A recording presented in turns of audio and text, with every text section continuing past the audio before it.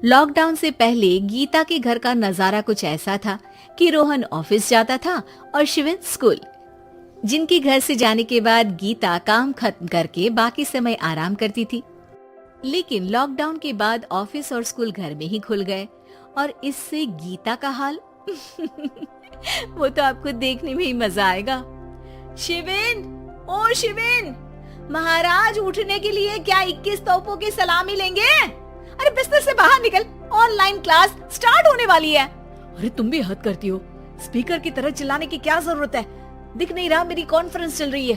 अब कैमरा और speaker on कर रहा हूँ, मुझे कोई शोर नहीं चाहिए। इस पर जैसे ही रोहन लैपटॉप का कैमरा और स्पीकर ऑन करता है तभी कुकर की सीटी बजती है। करा लो अब इसे चुप। लॉकडाउन नहीं हुआ, मेरी मौत का फरमान जारी हो गया। दोनों बाप बेटे ने नाक में दम किया हुआ है। ऐसा बोलकर गीता वहाँ से शिविन के कमरे में पहुँच जाती है, जहाँ शिविन अभी भी सो रहा होता है। ओ आलसी, अब अगर 5 मिनट में नहीं उठाना तो आज तेरा गेम और यूट्यूब कैंसिल। माँ की बात सुनकर शिविन बिना 1 मिनट गंवाए उठ खड़ा होता है। उठ गया, अभी नहाकर भी आता हूँ। ये नाटक कहीं और, मुंह पर गीला कपड़ा मार और पढ़ने बैठ। शिविन की ऑनलाइन क्लास स्टार्ट हो जाती है, जिस पर गीता उसे वहाँ बिठाकर रसोई में चली जाती है। थोड़ी देर में उसे कमरे से कुछ आवाज सुनाई देती है, जिसे सुनकर वो कमरे में वापस आती है। हाय राम, तुझे क्लास अटेंड करने के लिए बोला था, कैमरा ऑफ करके बिस्तर पर नाचने के लिए नहीं बोला था। मम्मी मुझे कुछ समझ नहीं आ रहा, आप बाद में पढ़ा देना ना, वैसे भी अटेंडेंस तो लगी गई है। हाँ बेटा, जरूर बन जा, तू अभी से हम सबका बाप बन जा। अरे नहीं मतलब कहाँ से लाते हो इतना दिमाग, और पढ़ाई करते हुए ये चला कहाँ जाता है? नाइस क्वेश्चन, दिमाग से पूछकर बता दूंगा। शिविन की बातों से परेशान होकर गीता उसे मारने के लिए जैसे ही आगे बढ़ती है तभी वो कमरे से बाहर भाग जाता है। अब शिविन आगे आगे और गीता हाथ में चप्पल पकड़े उसके पीछे पीछे पूरे घर में दोनों घूम रहे होते हैं। इसी बीच वो रोहन के पास पहुंच जाता है और शिविन को मारने वाली चप्पल रोहन के लैपटॉप पर जाकर गिरती है। ओए माँ! मम्मी, अब पापा को चप्पल मार रही हो?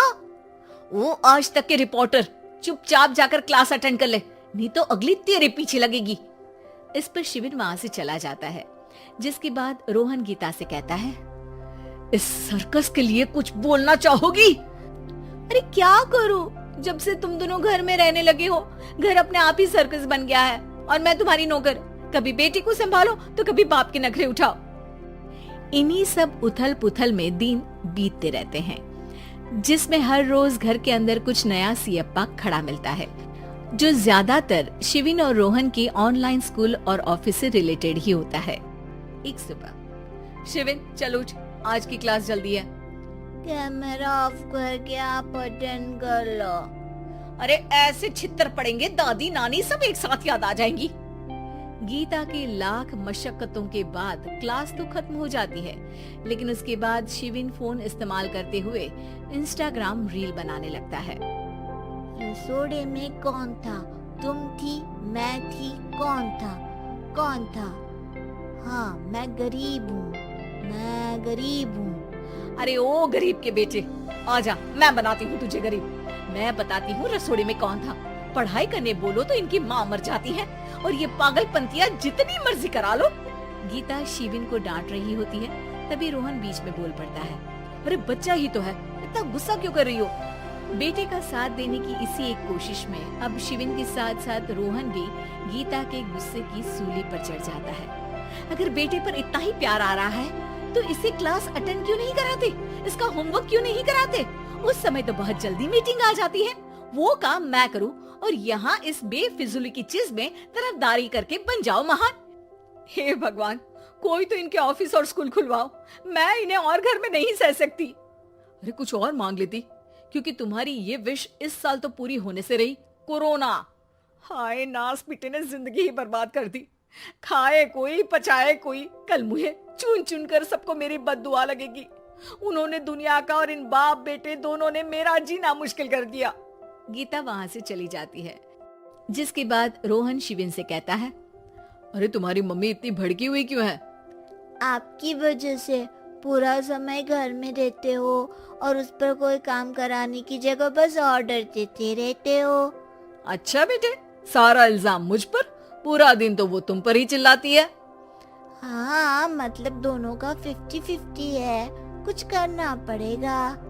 वो कहते ना, make the best out of worst. I have an idea. वैसे तुम्हारी माँ सही कहती है, बहुत जुबान चलाने लगे हो, कम बोला करो। अगली सुबह रोहन और शिविन अपनी गलती को सुधारने के लिए गीता के उठने से पहले घर का आधा काम खत्म कर देते हैं, जिसे देखकर गीता खुश हो जाती है और फिर बाकी बचा काम वो तीनों मिलकर पूरा कर लेते हैं। जिसके बाद अब वो सब मिल बांट कर हर काम में एक दूसरे की मदद करते हुए लॉकडाउन का मजा लेने लगते हैं।